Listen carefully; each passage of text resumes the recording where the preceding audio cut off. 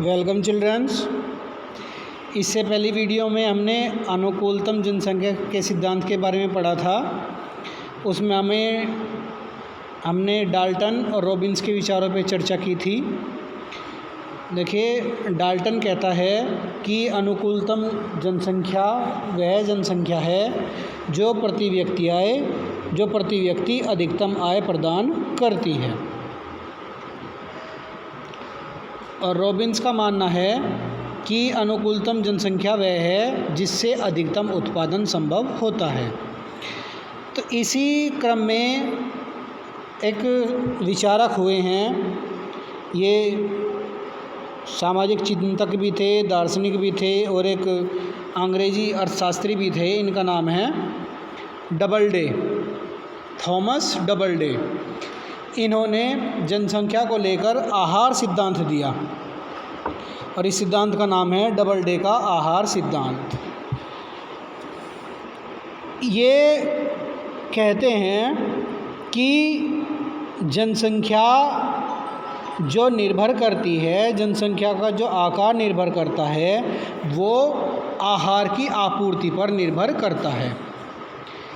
इस सिद्धांत के अंतर्गत जनसंख्या वृद्धि के निर्धारण में खाद्य पूर्ति के तत्व को बहुत ही अहम स्थान दिया गया है।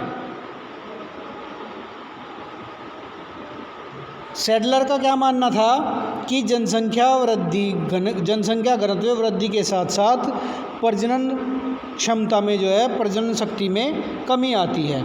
वहीं डबलडे का विचार था कि मनुष्य की संख्या में वृद्धि और खाद्य पूर्ति में विपरीत संबंध होता है। खाद्य पूर्ति जितनी अधिक होगी, जनसंख्या वृद्धि दर उतनी ही कम होगी। अन्य शब्दों में हम कह सकते हैं कि अधिक भोजन संतानोत्पादन प्रवृत्ति में बाधक होता है। डबलडे कहता है कि जनसंख्या की प्रजनन दर घनत्व पर आधारित न होकर जनसंख्या के आहार पर निर्भर करती है और उन्होंने इसे जनसंख्या का सामान्य नियम बताया। इस नियम के अनुसार जिस भी समाज में जीवन यापन कठिन होता है तथा जीवन जीने के लिए संघर्ष करना पड़ता है, वहाँ प्रकृति जन्म दर को बढ़ाकर इस तरह होने वाली क्षति की पूर्ति कर देती है। और इसके विपरीत जहाँ जीवन यापन सहज है तथा मृत्यु का दबाव कम है, तो वहाँ प्रकृति प्रजननशीलता में कमी लाकर स्वयं संतुलन बनाए रखती है। यह नियम जीव जंतुओं और वनस्पतियों सभी में क्रियाशील रहता है।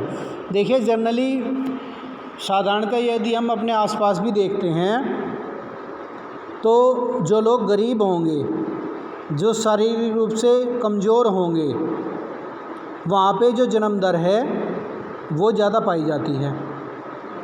नहीं पाई जाती। और जहाँ पे जीवन यापन सहज है, संसाधन है, वहाँ पे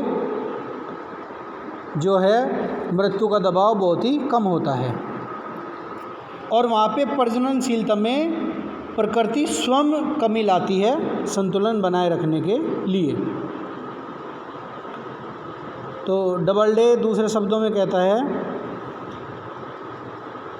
जब कभी किसी जीव या वनस्पति की जाति के अस्तित्व पर संकट आ जाता है, प्रकृति उसके संरक्षण और निरंतरता बनाए रखने के लिए प्रतिरोधात्मक प्रयास करती है।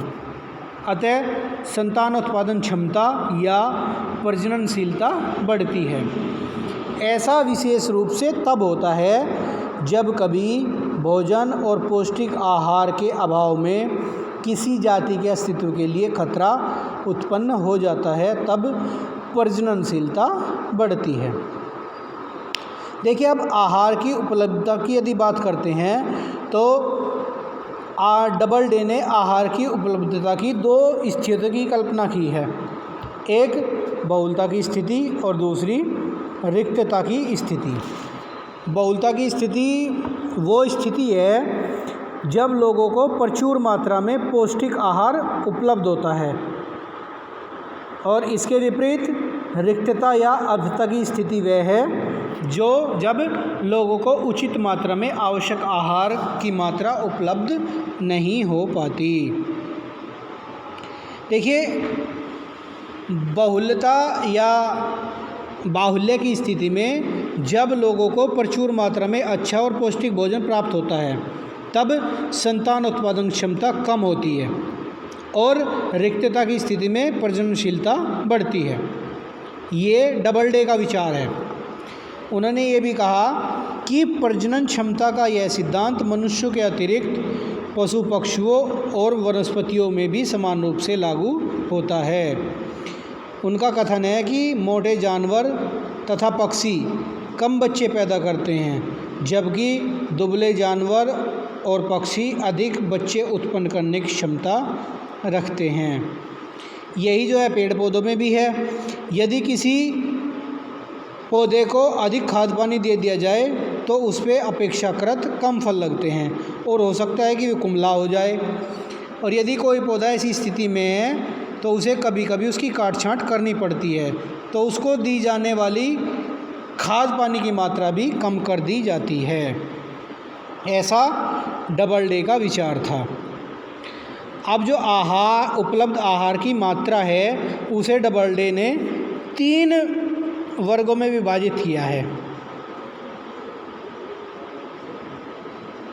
वे 3 वर्ग कौन से हैं? पहला धनी वर्ग, दूसरा गरीब वर्ग या रिक्तता का वर्ग और तीसरा मध्यम वर्ग। यदि हम धनी वर्ग की बात करते हैं, प्रथम वर्ग की बात करते हैं, तो जो ये वर्ग है प्रथम वर्ग, ये धनी वर्गों का लोग है जिसको पौष्टिक आहार और विलासिता पर्याप्त मात्रा में उपलब्ध है। उसकी प्रजनन क्षमता कम होती है, परंतु इस वर्ग का व्यक्ति अगर शारीरिक श्रम करता है और व्यस्त जीवन व्यतीत करता है तो उसकी प्रजनन क्षमता बढ़ सकती है। साधारण शब्दों में देखिए, अपने आसपास देखिए, जो व्यापारी वर्ग है, जो लोग व्यापार करते हैं, जो बनिए होते हैं, वे शारीरिक रूप से मोटे होते हैं क्योंकि उन्हें बहुत ही उम्दा और उत्कृष्ट प्रकार का भोजन प्राप्त होता है। तो ऐसे में वो क्या करते हैं, वो काम धंधा तो कुछ करते नहीं हैं, तो उस जो पौष्टिक आहार है, जो पौष्टिक आहार वो ले रहे हैं, उसका प्रभाव श्रम न करने की स्थिति में, कार्य न करने की स्थिति में उनकी प्रजनन क्षमता पर पड़ता है।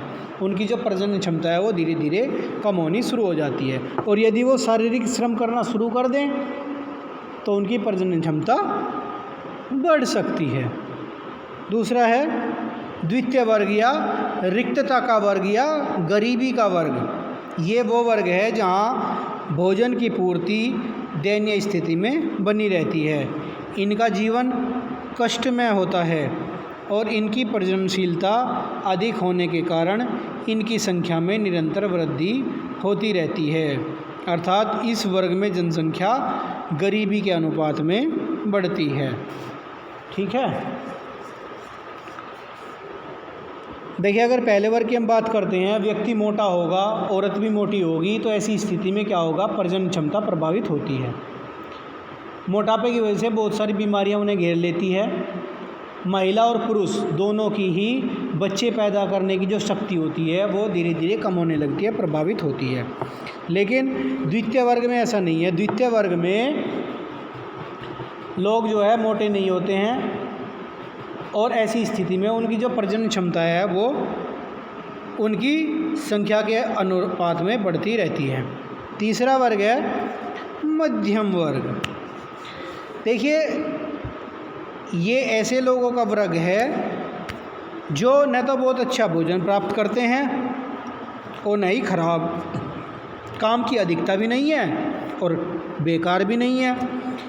इस वर्ग की जनसंख्या प्राय स्थिर रहती है और समाज में जनसंख्या बढ़ती है या घटती है, यह इस बात पर निर्भर करता है कि समाज में इन तीनों वर्गों में संतुलन किस प्रकार का है।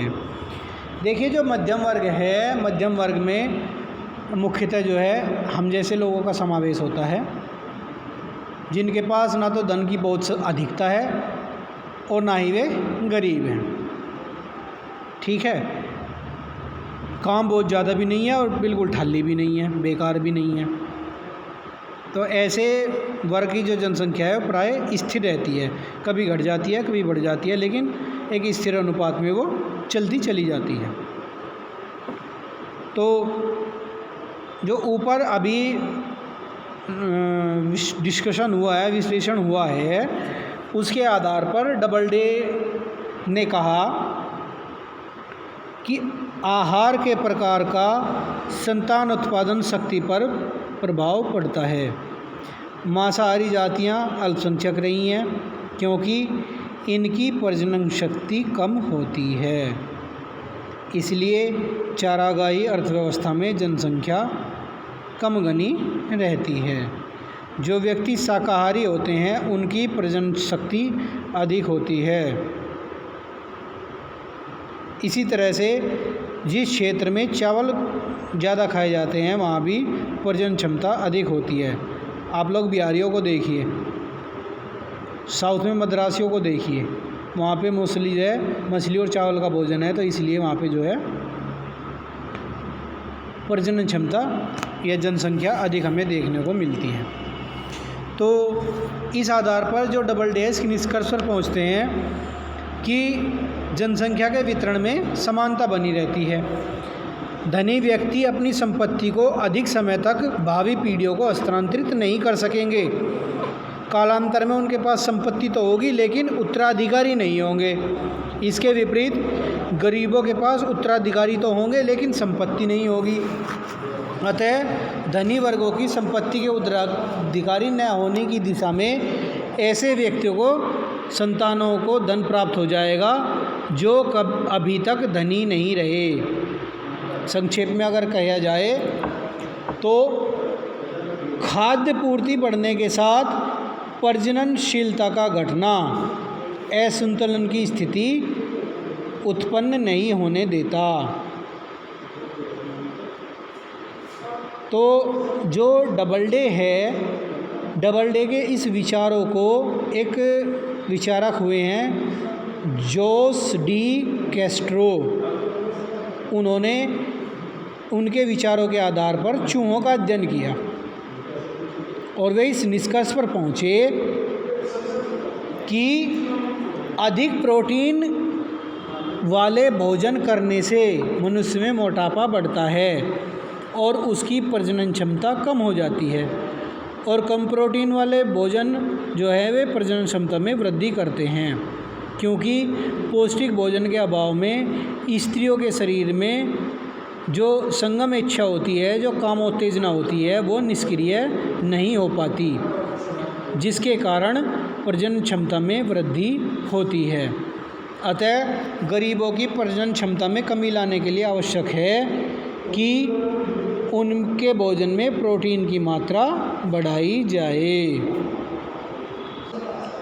तो इस प्रकार से सामाजिक परिवर्तन के जैविकीय और जननांगीय जो सिद्धांत हैं वो आज पूरे हुए। अगली वीडियो में हम जो है चर्चा करेंगे सामाजिक परिवर्तन के चक्रीय सिद्धांतों के बारे में।